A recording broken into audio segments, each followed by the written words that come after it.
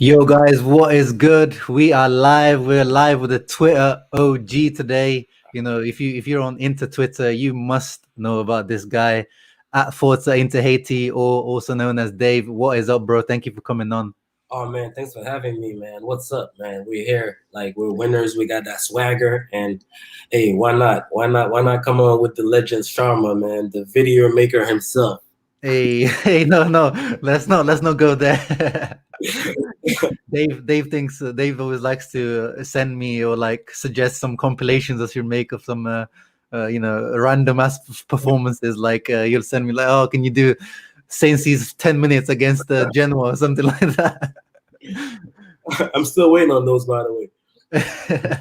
Hey man, maybe in the summer when they've got nothing else to do, I'll feed you.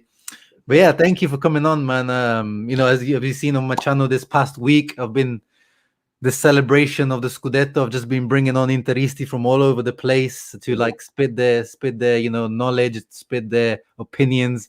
And you, as a very knowledgeable Inter fan, what have you made of this season? And obviously, talk a little bit about the match afterwards as well from yesterday. Well, first off, and I want to again say thank you for having me on because you're very well known on Twitter, and I've been around for a while, like you mentioned, and I'm glad I've seen the celebration, and I said, hey, why not take a turn? That's why I reached out, and I'm glad you were able to have me on. But the season, as a whole, for now, I guess we could focus on the domestic season, the Serie A. I feel like it was a success. Of course, we ended up winning the Scudetto with 4 matches to spare, and we get to pretty much get the guard of honor. Mm-hmm. It was beautiful to see that today. Yesterday. Shout out to Ranieri, man. Oh, for real, very classy guy, very classy guy. And well, he also did us some favors because we pummeled them, and we had the double donkey formation with Vecino and Gabby Abdini, and we still look good. So yeah, he did us a favor there. But yeah, I feel good, man. Season as a whole, it was a great success. It would have been, I guess, probably better from a competitive standpoint to see Juve a little closer, and probably the last match we beat them at home, and then just for optics, I guess. But I guess winning it with 4 matches to spare as well, we can't complain. So yeah, man, I'm happy. We're in high spirits just like every other Interisti out there, I bet. Hey, you're from Miami, right? Yeah, I'm in Miami right now. Yeah, so Alex Dono's ends. Is there any Inter fans out there? Have you seen any Inter shirts out there? I mean, not so much, to be honest. To be quite honest, it's more Juve and Milan, Mm-hmm. But I do see some interest here and there, but not so much. So, but we're gonna change that. It starts with winning. Yeah. We have the rebrand going on, and we're winning now. So I'm sure the fan base is gonna grow, especially in America, the way they're aiming it. Yeah, no, hopefully, man. All the bandwagoners coming on, when Inter starts winning, you get those fans that, people. I know people on Twitter that have been they started supporting Inter in the banter era. Like those guys really, really deserve, this Scudetto. Yes, they deserve that because I guess guys like us, we were able to see Inter at its best. I guess when you could see the treble, because that's pretty much the highest level of our club, But people that joined in the Binter era and they just know the history, but they never got to feel it themselves. Mm-hmm. They deserve it, because I know guys for real that joined Twitter around the same time, and they like Icardi as the best player and they've never seen and stuff like that. And I'm like, but now I get we're in the era and they see what this club could be, and the sky's the limit, hopefully. Yeah, they've been through, some of those guys have been through the ghetto. They've only seen the ghetto. The ghetto for sure. Hey man, one of the main topics I wanted to talk to you about today was the a lot of those players, as you mentioned, from the banter era, still on Inter's books. Technically, they're out on loan at the moment. So I'm just gonna bring up the transfer market. I'm gonna share my screen and show, because actually there's a lot more. There's a lot of random Inter players on loan that like there's like 2 pages worth. I don't know if you can see. Yeah. Look at the amount of Inter players there are, and this is page 1, and then there's page 2, and then there's a few there. Some stragglers that I've never even heard of. They're looking like Chelsea out here, man. Yeah, literally. That guy. Look at these guys here. Their market value is like 45,000, 68,000. Wow. But yeah, I'm just gonna, if we just go through by the top of the list. I don't know why I guess they did it by market value. So somehow Joao Mario still has the highest value out of all the Inter loanees at the moment. So we're just gonna talk through which ones would you keep or which ones would you sell, which one would you maybe loan out again. Like, what would you do with these guys? So let's start off with probably my least favorite player, Joao Mario, or Joao Mozzarella, as I like to call him. Yeah, I mean, I'm not his biggest fan either. As you know, look at that trophy cabinet, bro. Well, I mean, he's a winner. I mean, I can't lie. He got a trophy cabinet. I mean, certainly beats Romans for sure. But yeah. Joao Mario, I never liked this guy. I never saw anything special in him. So I have my old tweets that I love to bring up from when we were linked to him initially. I was like, I don't see anything special with this guy. Because I remember it was either him or Sissoko at the time. And I was like, let's go get Sissoko. At least we know this guy offered something going forward. Which Sissoko? I think it was Musa. The one at Tottenham right now. All right, I don't remember. Yeah. But that was after the Euros, if I'm not mistaken. Yeah. Straight after the Euros. So I never had really a good relationship with him, so I never liked him. But the latest of him, or news linking us to a swap with Sevilla with potentially Papu Gomez. So something like that, I would definitely be open to. Despite the age and probably the wages that would come with it. That's something that we could probably discuss later. But just to get rid of this guy and probably get somebody that would add so much to our attack, especially if we have to let go of Alexis Sanchez because of his higher wages. This guy's our third highest earner and he's on the bench. Yeah. So if we have to get rid of him, I'm sure Papu would slide in quite well as the third striker right there. So hey, that's something to keep in mind, that maybe after all those years of misery, Joao Mario would probably be a good omen for the club if he could bring us Papu at the end. Yeah, but it's on Twitter. I've been asking, like, I know some Sporting Lisbon fans on Twitter, and they've been telling me he's been balling out. But looking at these stats, 26 appearances, 2 goals, 1 assist. This is not balling out. But let's be honest, though. I mean, as Interisti, when he did have his good moments for us, it's not like it was really filling up the stat sheet. He's one of those guys that I guess when he is at his best, he's one of those eye players. It doesn't really necessarily jump off. I can give him credit for, because he did have, I guess, a couple good months under the Boer. Oh my God, he had a couple good months, and he wasn't really balling out as far as scoring a bunch of goals or assists, but he was really very smooth as far as moving the ball, doing his work and stuff like that. Yeah. Look at the dip in his value. When we bought him, it was his peak value was 27 million, and now it's never been. Wow. 11 million last year when he was at Moscow on loan, and now it's like that's crazy. And you know what? It's something that's a lesson that Suning had to learn the hard way, because his agent pretty much duped us into buying him at a high value just because he had performed at the Euros for Portugal. But lesson learned for sure. Yeah, man. Look at that 36 million that we had to pay in crazy money for, spending on a guy who just had one good tournament in the Euros. Like, it was, even when I used to watch the compilations of this guy on YouTube, I was like, you don't see anything special. No, never looked anything special. And the reason why I call him Joao Mozzarella, because he just seems so soft on the pitch. Like, when he shoots, it's just like softest shots come out of his foot. Like, he doesn't seem to have any like grinta, motivation. Not every player needs to have that, but this guy just never seemed to have any, drive to be like, prove fans wrong or, prove coaches wrong. If anything, he was ready to quit. At some point we had him and Kovacic in the midfield. So as far as guys that could take shots like Mozzarella, like you say, so poor guys, man. I mean, I guess we could think back at those years, which don't seem so far back as the Bento era, because we're champions now, man. So it seems far back. Yeah, we got some Haiti fans here. Inter really is worldwide. What's up? What's up? What's up? What's up? We got King Dorian saying, "Joao, stay far away from Inter." Yeah, I completely agree. I agree. We got Ruslan Malinovsky. You scored today, bro. Thank you for coming through straight after the match. King Dorian says he would respect Inter Miami if they copy the blue and black stripes. Man, they copied enough of our. They're already copying our name. For real. We got someone else who seems to know you, bro. What's up, my people? But yeah, Joao Mario for me, definitely a no. I don't want to see him back at this club, even if we have to. I believe his residual value on the books now should be around 6 or 7 million. So even if we manage to, if Sporting somehow manage to afford that much, you can buy him off us, good. Otherwise, I'm willing to take a loss, with the Joao Mario, because he's definitely not a Conte type player, and I just don't see any other clubs really being in for him. Yeah, absolutely. And he's never had anything positive to say.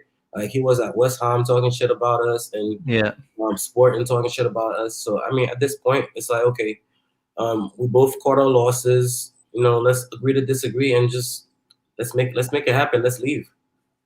Yeah, I disagree with you, Rodrigo. Maybe, I don't know, he sounds like he might be Portuguese. Maybe we've got some Portuguese bias, but that's what it is. I don't see even with the Conte, automation system, is the mechanics telling him exactly what to do. I just don't see him, putting in those tackles and the effort. I mean, if we want to entertain the idea, technically he should be perfect on a technical level. I'm not saying this guy is a bad player. He's you'd see him play, touch the ball, passing. He's a good player. Yeah, at his best, in the Euros, he should be the perfect player that would have been a good player to play in that Barella role, where you have to somehow play like as a central midfielder somehow, but also switch as a right midfielder somehow, where you have to cross and stuff. Hey, ball, man, ball. Here, Sharma, we out here. I be following your channel, man. I learn ball from you, man. Hey, no, yeah, you're exactly right. Because he in that Euro system, they were playing like a 4-2-3-1. He was like the right winger. He was just like whipping those balls into Cristiano, like the cross and inshallah, which is a lot of what Barella likes to do. Drift out onto the right and try to get those crosses in. So it could work, but it's like you have to have a cutoff point. He's not there. Yeah. Okay, we can move on, man. Joao Mario, that's a no from both of us. Let's go on to the next one. The next one is quite interesting. Is Inter fans have been calling for Dimarco to come back. Some Inter fans even think that he shouldn't have been loaned out. Where do you stand with the Dimarco? Well, honestly, I went and I done a little research after you told me that we were going to talk about the loanees. I'm not quite sure what his situation is. If it's something that we do have an option of bringing him back, or because I know that Verona have an option of buying them, which they will probably exercise because he has been quite good for them. Yeah. But, I'm not going to say that I never wanted us to loan him, because at the times that he did get some minutes, we had him last year, right? Yeah. On the bench for most of the season, and he made some appearances and never looked special. So, but we all knew from a youth level that he had a good left foot. He was never able to really show it at the senior level. This season for me was like a breakout season where I could actually see where he would fit in our system. Mm-hmm. He would be the replacement to me of Kolarov. A guy where sometimes you could play him as a LCB to give Bastoni a rest, or sometimes you could play him as a wing back as well to rotate with Perisic or whoever we happen to have on that side. So yeah, I definitely want us to get him back if we have an option, or if we could still negotiate with Verona after they purchase him to get him back. Yeah, I definitely want him, especially knowing that Kolarov is out of contract. We're gonna let him go. Same thing for Ashley Young. So that would kill a bunch of birds with one stone, because he's academic. He's a product of our academic. He's also he's a left wing back, and he's also a left center back. So that would fill in a lot of holes, especially if we have two people living the squad from that same position. Yeah, and he's got some good stats. 5 goals, 5 assists for a pretty, it's a decent Hellas Verona team, but not the most attacking team. So those are some good numbers. And yeah, as you said, this season has been quite surprising. Yeah, he's been playing left centre back a lot of. Let's have a quick look if it shows the where does it show the positions usually? It shows how many times he's played in a certain position. Oh well, it doesn't matter. But yeah, he's played like left centre back quite a few times for Hellas Verona. I don't know if Conte, he's only 1.75 m. He's very short. I'm not sure if Conte is a fan of him. Yeah, he's playing. Sorry. Yeah, he's tiny. He is tiny. Go ahead. Yeah, I think that was the main. From what when I used to read when he was at Inter, I think that was the main. Inter coaches are just worried about his physicality. We've seen him against Hakimi when Inter play Verona. He's been obviously Hakimi is not easy to manage, but we've seen that picked when Hakimi blitzed past him and he was like pulling him back and falling all over the place. So defensively, it's probably not his asset. And I've seen a couple of mistakes he's made this season. There was I think it was a penalty he gave away against Napoli, I think it was. And then there was another mistake that led to a goal. I think he's got 2 mistakes that led to a goal this season. Yeah, I remember both actually, for sure. So the thing is, Sharma, if I may cut you off real quick. Yeah, sorry. I think that it's a matter of the comparison of what we have right now. When you compare him to Kolarov or even Ashley Young, that would still be considered an upgrade, and is an Inter boy, so. Yeah, like King Darian is saying, he would be replacing Ashley Young. It's not like a guy that we'll be having as a starter. So just as a squad player, for sure, I see it. Even Perisic would definitely be favored over him 100%. But if we're cash strapped, hey, why not? Yeah, I mean, it says here he's worth £9 million at the moment, according to Transfermarkt, which sounds about right. I think their option to buy him is £6 million. Which they will take, from what I understand. Which I mean, it makes sense for them to take that option. There's like conflicting reports on whether Inter have the buyback option as well on that. But yeah, I think if there's something under 10 million, I think it makes sense to bring Dimarco back. As you said, it also helps out with the the list, the UEFA list, because you can put him down as the Primavera player, so it helps out with that. And yeah, I mean, low wages, so it'll help out in terms of Ashley Young going out. I think Ashley Young earned like 1.5 million, and I think Dimarco probably earned half of that, so it'll help with that. Bringing the age down as well. So, what are we saying? Bringing back? I think so. I say bring him back. All right, we bring in Dimarco back. You guys keep letting us know in the comments. Oh yeah, now Biggie saying Cagliari won against Nainggolan. We can move on to Nainggolan. Perfect segue into that one. Let me share my screen once again. See what the Transfermarkt says about his value and what you think about him, Dave.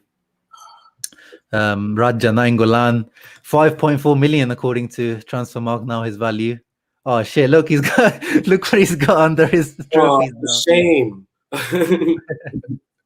They're shameless. You fraud. Yeah. Wow. Yeah, I mean, it's been an subpar season, to be honest. Last year when we let him go, Radja, I was okay with the decision in terms of it was a Marotta decision because he was putting out these toxic characters from the dressing room, Icardi, Nainggolan, this kind of decision. But then footballing wise, he scored 6 goals, 7 assists last season. So it was like, wow, maybe, if we kept him, it might have been nice. But this season, there's been zero regrets from me. And I think from Conte, from everyone at Inter to loan him out, 23 appearances, 1 goal, 0 assist. And, when I watched him play just a few minutes ago, and he just looks dusted now. What do you think, man? Yeah, I mean, you're spot on. You said everything. Last year, of course, I'm usually one of the guys that tries to understand the decisions that the club is trying to make. So I was defending the decision to get him out of there with him, Icardi, and even Perisic, because they were the 3 of them were the toxic elements of the dressing room, and we wanted to start over from scratch. And of course, he went out there and he balled out, and there is the section of Inter Twitter who will always remind me of me being for him going. So of course I did take my L, because last year he did look like a player that could have been very, very useful for us, because we play Vecino at some point. We had to play Borja Valero at some point, we could definitely use them. So that was a bad decision as far as sporting wise. But in the locker room, I guess now we could see it in retrospect 2 years down the line. But this year, he's been trash. You know, he's of course, I was all for it. I even tweeted the picture of him and Vidal coming on as substitutes because I was all hyped. Yeah, bro, everyone was hyped. You know, those Footy Bible, Lad Bible, all those kind of accounts were posting.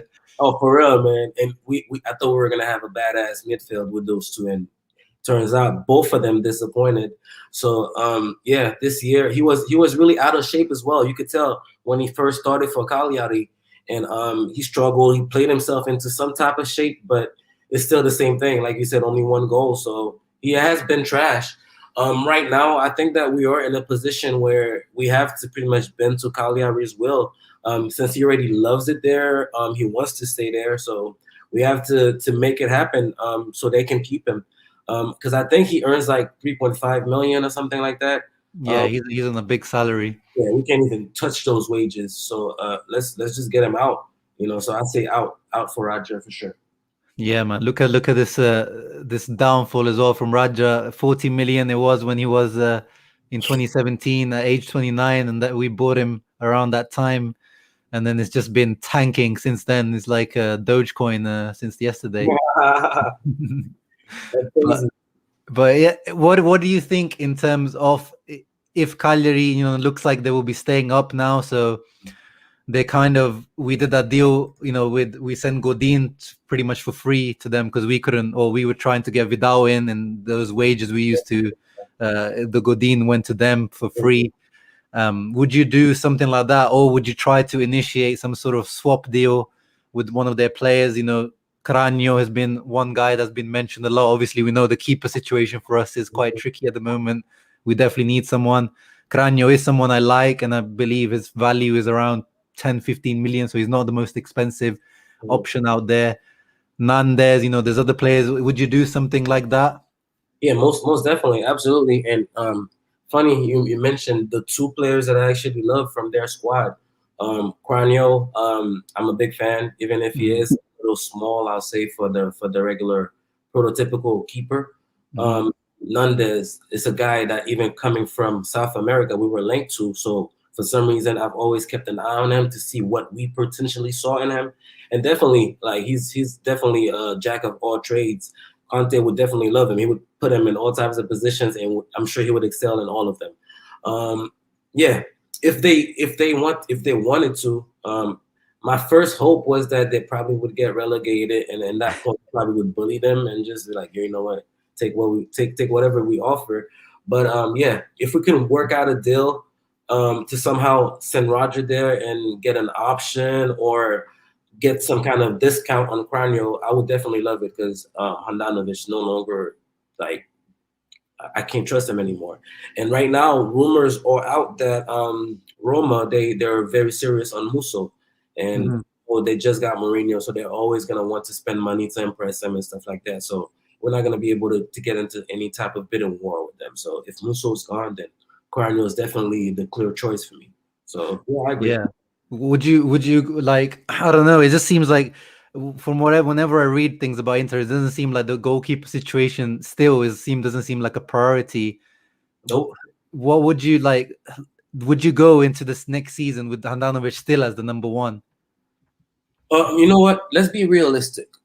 Realistically speaking, from the signals that the club has been sending out, it looks like it's going to be a situation where we're going the season with Handanovic as our number one. And what we could hope for as the best bet is like the last 3-4 matches left that Radu gets an extended amount of play and shows something to at least Conte to be like, okay, you know what? We have something back there. So if Handanovic starts screwing around again, decides not to dive again, or messes up, just screws up doing stupid mental errors, we could try something out there. That's our best hope, because it doesn't look like you said that like it is a priority for us to be like, yeah, we definitely got to get a replacement or at least a youngster to come compete with him. So to me, that I think that's our best case scenario, is that Radu shows something those last 3 matches, and then after that we can definitely hope that he can replace Handanovic or show that deceit Andanovic at least. Yeah, we got Hristo in the house. He's asking, are we winning the league next season as well? Hey, Risto, man, what's up, my boy? But to answer this question, I don't know, man, because they're talking about austerity, and I don't even know what that means. It depends on what it means, man. Because if it means okay, we can no longer afford a guy like Alexis Sanchez earning 6.5 million and Vidal 4.5 or 5, something like that, on the bench, and we're gonna replace them with probably youngsters like Agume or even Salcedo, who I don't see anything special in. If those are the sacrifices that we're gonna make, and stuff like bringing Dimarco instead of going out all out for Gosens, or not chasing the ball, keeping the midfield as is, and what option? Because I saw we were linked to even Barak. I mean, oh my God. Yeah. I don't even want to discuss that. If that's what austerity means, then for sure, yeah, I think we could definitely win the league next season. We should be favorites to win the league next season, because nobody's really gonna go out and break the bank and spend a whole lot of money, you know. Yeah. But if it means that we're gonna sell Lotaro, or we're gonna sell Hakimi, or we're gonna sell Skriniar, then yeah, I mean it's completely different. It's a matter of already reverse back to what led us to the Benter era, to me, you know. So let's wait and see what that means as far as making cuts, and that based on that we could decide if we're gonna be favorites or not, or if we should be favorites or not. What do you think? Yeah, I think you're right, but I think it depends really what the other teams do, because it seems like with Inter the focus seems like it will be just to keep players rather than bringing more people in and see what like what will Juve do? Will they make the top 4? We'll find out. Tonight's match will be important. Yeah, what's your thoughts on that match, by the way, tonight, Juve Milan? Honestly, to be quite honest with you, I know, like, as a longtime Interisi, I know how it's supposed to be. That there is bad blood between us and the cousins, but not as bad as it should be with Juve. But I don't know if it's because of as bad as Milan Twitter has been with the shit talking. Yeah, bro. For some reason, I want the worst for them. So I would not be mad at seeing them getting dismantled and Pioliing some more. Because I got some tweets I still want to pull up, and maybe they can make the top 4 next year, but that's my honest thoughts. I know, like, we're supposed to hate Juve more because of the history there, but that's how I feel. How about you, actually? I want to know how you feel, honestly. No, man, I'm all in for Juve missing out and having some sort of mini or semi-banter era, going into some financial crisis, having to sell players and things like that. I want to see Juve have a little bit of trouble for a few years. Like if they go into Europa League, that will be some big trouble for them. Yeah, that's attractive too. But you know what? I was holding out hope that we could have both, but you can't trust Lazio, as you can see. Yeah. That was it for me with Lazio. I'm sorry, Jerry Mancini. I know you're paying attention, but you're letting me down, man. Now we have to pick between one of the two. We could have had both, because Napoli look like they're serious, and the way their schedule is, I think they're gonna win out.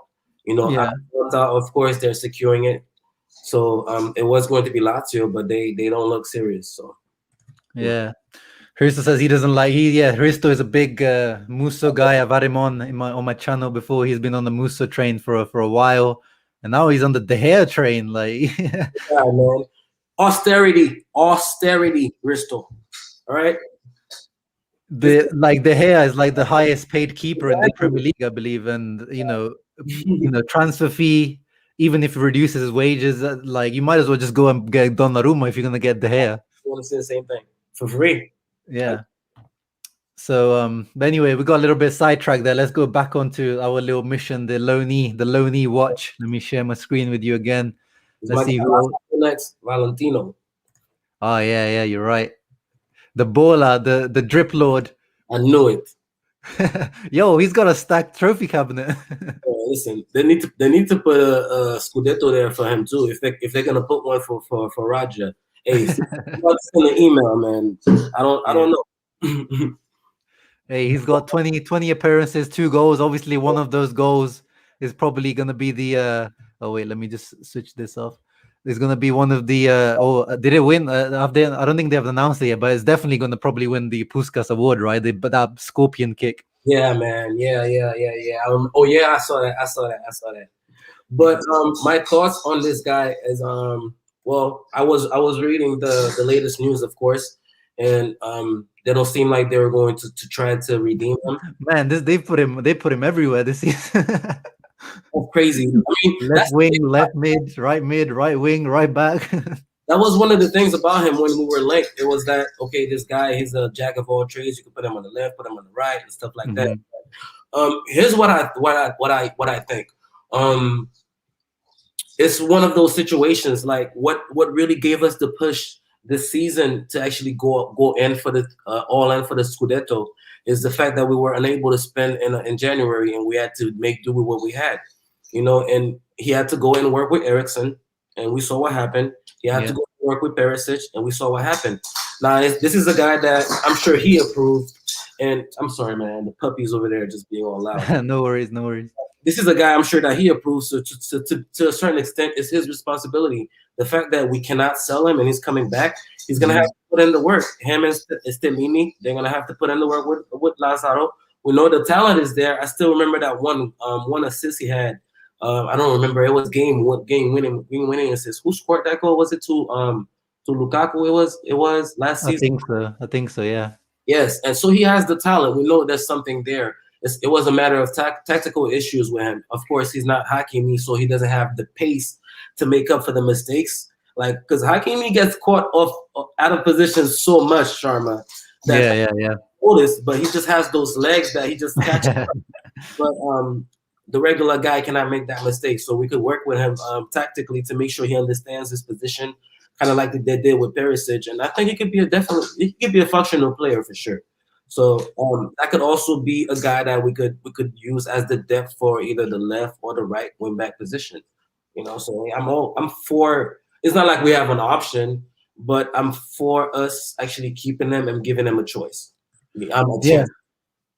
I'm leaning towards you. Yeah, what you said. We paid 20.16 million according to Transfermarkt a couple seasons back. So he's not an expensive signing, but that's a considerable investment. And now his value is like half. Like as we've seen in this whole video, every single player apart from Dimarco is gonna have their value going down ever since they joined Inter. So I would be interested, as you said, especially the wing back position with Conte is the one position where I think you don't really need to be that good, because that was the one position that he can literally coach you. Like he can he's that place. He can just be the PlayStation on the sidelines, telling you exactly where you need to be, where you need to go. As we've seen with Darmian, we've seen with Ashley Young, we've seen with Perisic, who wasn't even his position. Hakimi.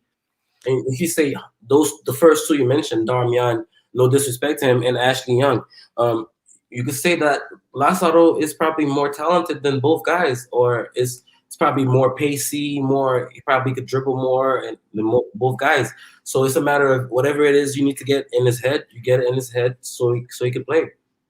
Yeah, exactly. So if he's like the way he still posts about Inter and stuff, like he seems quite. You congratulate guys on winning the Scudetto and stuff. Yeah, unlike the other players that we've talked about, like Joao Mario, he doesn't care about Inter. Radja probably has some friends and stuff, but you can tell he's not particularly Interista. With Lazaro, you can tell he cares about Inter. He still posts about Inter. I feel like he probably feels like maybe he deserves a second chance. And I never felt like he did anything wrong. Like I don't remember him having a bad match at Inter. Do you know what I mean? I've said the same thing. Like I've never had the moment where I'm like, okay, wow, there it goes. This is Dalbert. We never had the Dalbert moment with him. It was like, no. Like, I had the same situation. I was a big defender of Dalbert. Like, why is this guy not playing? Why this? Why that? But then when we saw him on the pitch for an extended amount of time, I had to take my L. Like, hey, you know what? I see it. Dalbert, you know what? Send this guy away. Hey, I bought into the Spalletti propaganda when it came to Dalbert, man, because Spalletti was like pushing. He kept comparing him to Emerson Palmieri, who Spalletti helped to improve when he came to Italy. So I was like, man, I trust Spalletti. He's gonna be able to improve him, but nah. I gotta eat L in that one as well. To have an attitude issue as well. Like looking at Dalbert, he seems to always have he loses his head a lot. So that's probably what it is as well. Yeah, let's move on to speaking as we're speaking about Dalbert. Let's move on to him. Where oh my God, look how his value's gone down. He's not even like the top 5. Here he is. 27 years old. He's going to be 28 by the time next season starts. 4.5 million value. Stade Rennais definitely not taking up their option. Fiorentina didn't take up their option last year. This guy has to go some way or another. But once again, as we was talking with Lazaro, though, if he does end up staying, I have somehow Conte can turn this guy into like a serviceable player, in my opinion. Well, I mean, I have to be fair. If I said the same thing about Lazaro, I have to say it about Dalbert, and even more so because he did show that he can be a functional wingback to a certain extent, because he started all last season as a wingback for Fiorentina, wasn't it? Yeah, like, yeah. They were horrible. So that means he's familiar with the position. He has the pace necessary for it. So let's wait and see, man. But I'm not sure. If we're talking about a guy that has had his chances and has failed, you know, I'm not sure how much more we want from him. Nobody will want him. So yeah, but it's like with the you know, we were talking about the austerity, cutting down the cost, cutting down the staff cost, the wages. Players like him, I think we just have to take the L and just, you know, get rid of the wages, because it's just with him, I'm similarly to Joao Mario, where I'm just like, I really don't want to see this guy after that Empoli match where he gave me the biggest heart attack of my life. You know, those 20-minute cameo he made is like the worst Inter performance I've ever seen by a player. So in just for that personal reason, I don't want to see this guy in the Inter shirt ever again. For sure. It's like he was trying to throw the game. But it's like I'm not sure. I'm very, very curious what the strategy of the club is going to be. Because when you're thinking about it, if we think about it in depth, those are two positions that we're gonna need. You know what? When you think about Ashley Young is out of contract and Kolarov is out of contract, those are two players that we actually own already.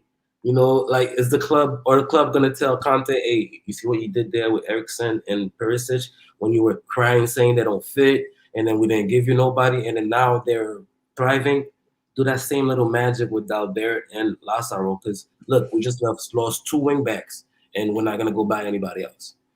I'm curious to see what they're going to do, you know, but we'll see. But that's where Conte, I feel like Conte in his mind wants to have all the best players, like, you know, he wants to spend all the money. But we've seen with Italy, with Chelsea, with Juventus, with Inter now, when he's like forced into, like, you know, this is what you've got and you have to work with it, that's when he's at his best. And we've seen at Chelsea, when they gave him, you know, money to spend, it just kind of went a bit left. You know, when he's given too many options, he's kind of his choice in players is not particularly great. That's definitely one criticism I have for him. He has a very weird fetish for players. Yeah, and that's why I think Marotta knows that as well, and that's why he's kept the leash. He's kept the leash on him, but I'm not sure. I'm not sure if he's going to accept it a little more. Even though we did go out, we broke our record for him many times. We spent on Barella, we spent on Lukaku, Hakimi. Those are guys that he wanted. I hope he understands that we're in a situation. He looks like he's really endearing himself into the culture. I hope that he's becoming enough of an Interista to understand that, hey, I'm not going to be able to get those big names for probably a couple of years. Maybe by the time next season, the stadiums will be open again. And of course, we were always number one as far as that goes with the stadiums and bringing in that revenue. Maybe after that, we could start thinking about spending again. But I hope he's on board with whatever the club is doing, and we could have some sort of continuity. Because I'm not gonna lie, I do see the links to all types of Premier League clubs who have money and who can spend. So I hope he doesn't pull one of those moves on us. Nah, I'm calm in that sense because the Spurs link. Why why would he even go to Spurs? They've proven they don't back their managers in the transfer market, as Mourinho just showed. Yeah. That's why Poch was never backed in the transfer market. So I'm very calm in that sense. In terms of the Premier League, I think he's staying definitely this year, and I think he has, like you said, even he himself admitted that this is the quietest he's been ever at a club. So that Marotta thing is definitely true. He's on the leash. Yeah, for sure. But he knows there's no point because even if he moans this year, there's nothing. We don't have the money to spend, so there's no point. Moving on to the next player. So with Dalbert, we're both on the no. This one's an interesting one because he's a talent, but he doesn't seem like he hasn't had much playing time at Verona either. Eddie Salcedo, 7.6 million. What do you make of him, bro? I'm not a big fan. I have of course watched him. Mm-hmm. Every time he's played, just should try to see, because I like seeing something about a player that I can hold on to and hope it develops. He's small, of course. So for a small guy like that, you usually hope that they're at least pacey Oh, or damn, he's half Colombian. I didn't know. yeah, he is. You hope that they're either extra pacey or extra technical. And from what I've seen so far, he's neither of those. So he's average in all senses. Yeah. I don't see the talent that in him that's gonna develop and that's gonna make him an inter player. So no, for me, it's a guy that if Verona want him again, you loan him out again to not worry about his wages. And if somehow whatever it is that we saw in him that was special finally clicks and he has a crazy season, we can bring him back. But so far, no, for me, you could go back on another loan. Yeah, we've got the buy option with the buyback option on this guy. Juric said some nice words about him a couple matches back in his press conference. I remember him singling him out for his talent to get into the box or the timing of his runs. But as you said, we've just never really got to see it. So he definitely should stay out there on loan or whatever. So that's a no from both of us on the Eddie Salcedo. Yeah. What about Despacito, the Sebastiano Desposito? Well, Sebas, I'd like to see him play. I'd like to see him get some Serie A experience. Mm-hmm. So I'm not sure how Venezia are doing, or are they coming up? Let's have a look. Serie B table. Yeah, depends, because he seems to be doing well there. He scored a couple great goals. And, Oh yeah, they're in the playoff area, so yeah, they could be in the. if he come up, then we'll leave him there, let him play with the big boys, and see how he does. Because of course he's always been this big talent that even PSG and Man City were interested. So there's something there, and he has that patented move, that cutback that he does, kind of like yeah. Diego Milito does, and I like that. So he has something special there, as opposed to Salcedo, in comparison. Yeah, and the free kicks. And the free kicks, for sure. That's actually how he made his name, with the free kicks. That's how he got on my radar, for sure. So yeah, I say we continue to nurture him. Of course, he's not ready to be playing in our squad. So I say the focus should be to get him some Serie A experience. Don't send him back on another Serie B loan.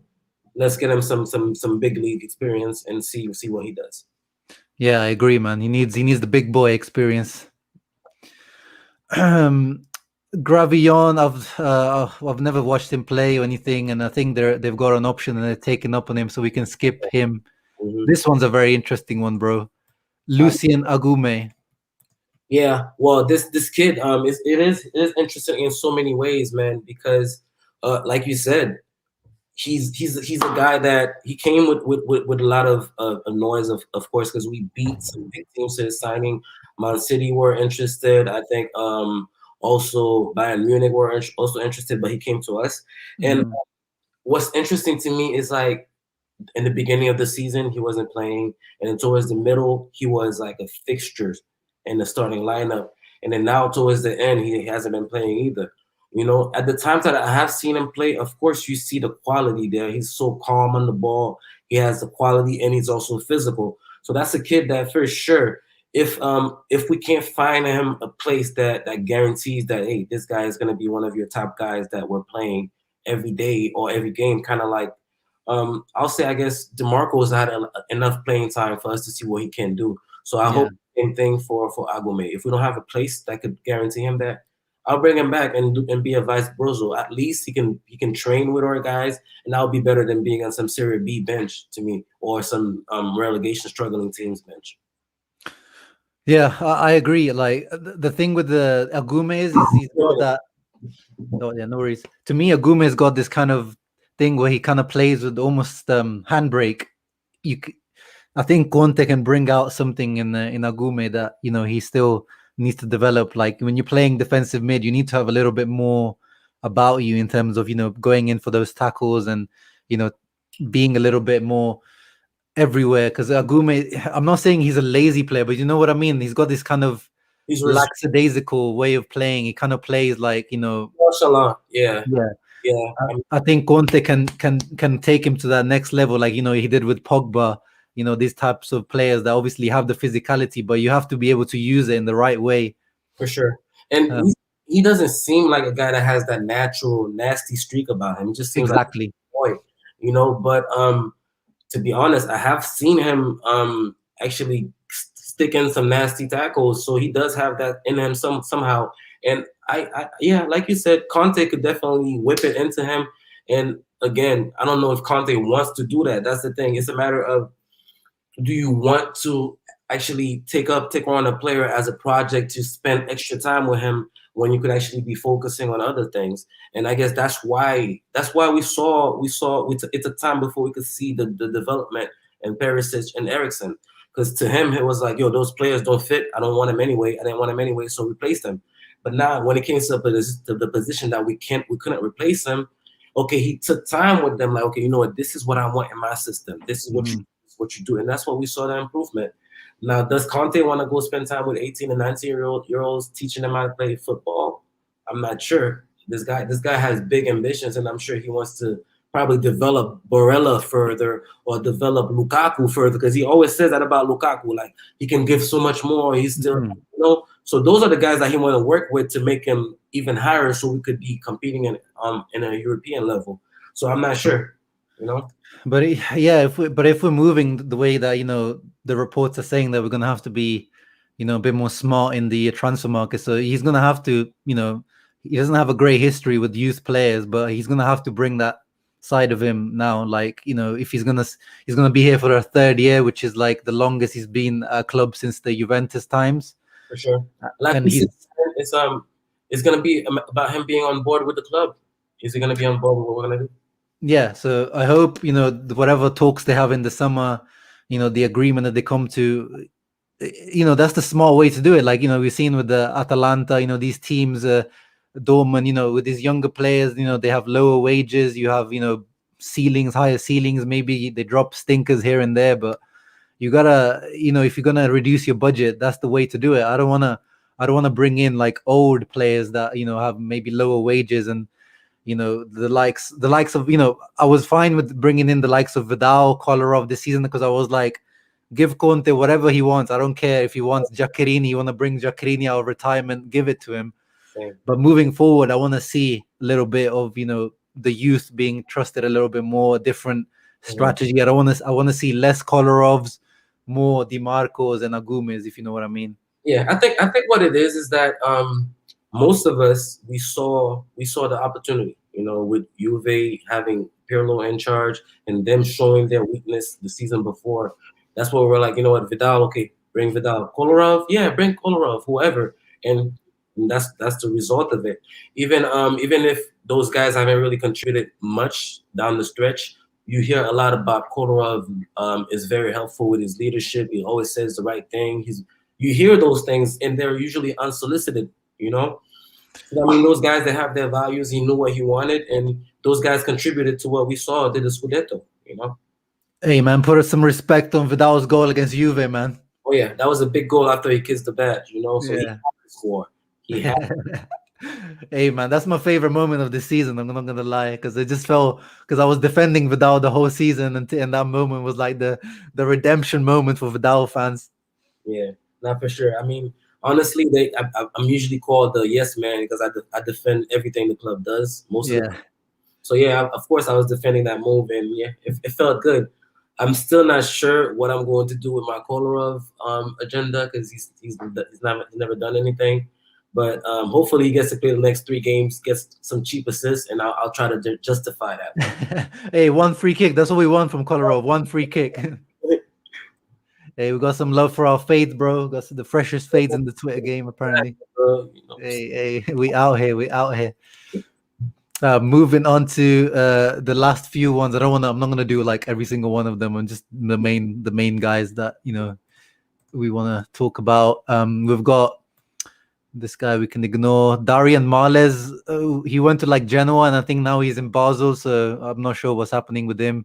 this guy, it's a guy. Actually, real quick, I could say something about him real quick. He was supposed to be a very talented young player. He was tearing it up in the Swiss league, I believe. Yeah. And we bought him and we loaned him to Genoa. He never saw the pitch, and he went back, and I think he scored his first match back. So this is a guy. I guess we could still let him loan him somewhere, see what he does, see if he can adapt to the league. But as far as talent, the talent is there because I've watched, of course, YouTube. I've seen some videos. So there's something there.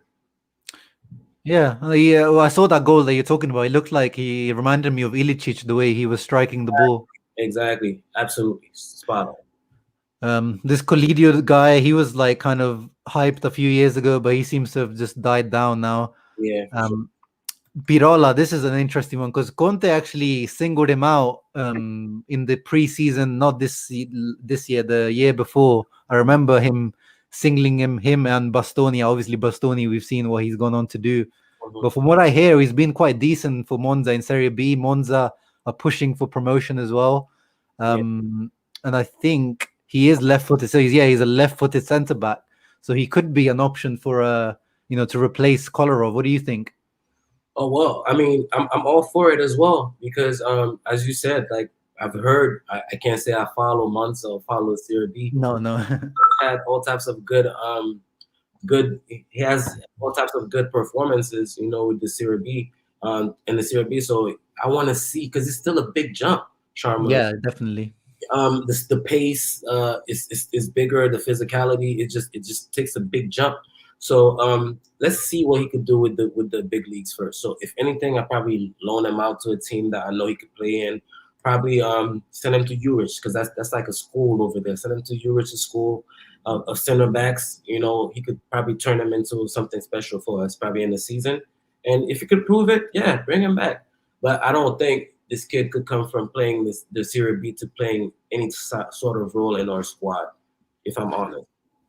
Yeah, but the way I'm thinking about it is like if we can let Kolarov have those 2 mistakes against Milan, you know what I mean? I feel like I can allow this type of Pirola guy to make 1 or 2 mistakes in the season as part of his growth. Do you know what I mean? Yeah, for sure.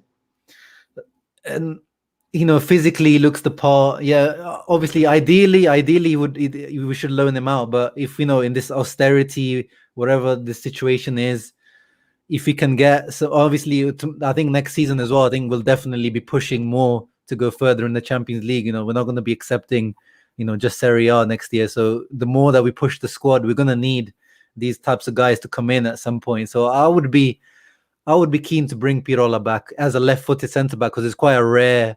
There's not many left-footed centre backs out there available. Well, yeah, I guess we'll split on this one. Okay, that was the first one we're split on. Oh yeah, the Brazilian keeper, what's his name? Brazao. I have no idea. Last I heard, we were sending him to Kiev or something, right? Yeah, and I think he's in the Spanish. So let me check actually where he is right now. He is Gabriel Brazao. Better off just letting Stankovic play or Radu. So he is Real Oviedo in La Liga 2. Oh man! And he has only 2 appearances and 5 conceded goals. Oh, no. So that shows you everything that you need to know. Yeah. I think with the keepers is always very difficult. Yeah, it's hard to tell. It's real hard to tell. But I mean, it's either Stankovic because he's very well. I don't know. Of course, because of his father, he's always going to be kind of well nurtured into the team. But he's supposed to be very talented. So why Yeah. not play? What do you think of Radu? Like he played yesterday, obviously that half. I think he's gonna get some minutes now because I think they were trying to get Handanovic the record to match the record of Zenga, but that's not gonna happen now. So I think Radu's gonna get some playing time. What should we do with Radu? Yeah, like I said earlier, because honestly, I don't think that unfortunately we've been talking, the directors, it doesn't seem like we are prioritizing getting a goalkeeper. So it seems like our best bet at probably getting a replacement for Handanovic, if at least temporary, is to let him play those next 3 games. We saw he came in for the half yesterday. He was very emotional. It meant a lot to him, and he was diving on everything, rolling on everything, screaming and everything. And he did his thing because he never really had to face anything too difficult. But he was solid, and I hope that he does get starts going forward, and then we can see because I do remember him not last season, but a couple seasons ago, he was something special. Like Radu, I think it was at Genoa still. Genoa, yeah. He was a talented keeper, and then that we were all happy that we owned him. So we know that something is there. Let the guy play.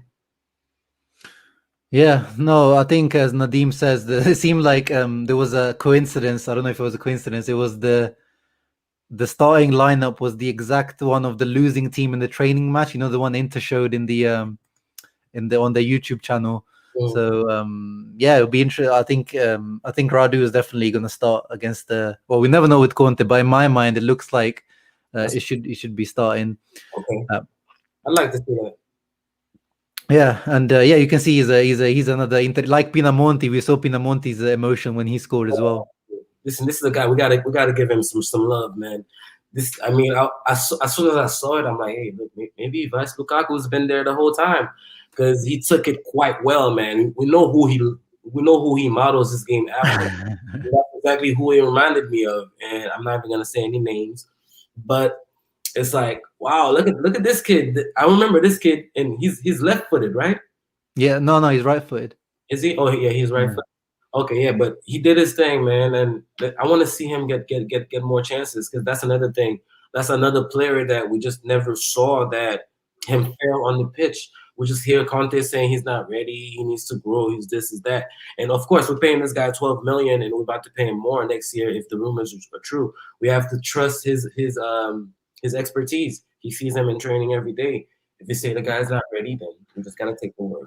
Yeah, that's the thing with Conte. If he doesn't rate you, he just doesn't rate you. And yeah, his salary is going up next year. It's part of his contract, 13.5 million net next year. So everyone, all the Twitter trolls need to update their. Yeah. Trust me, I've been poking at them, bro.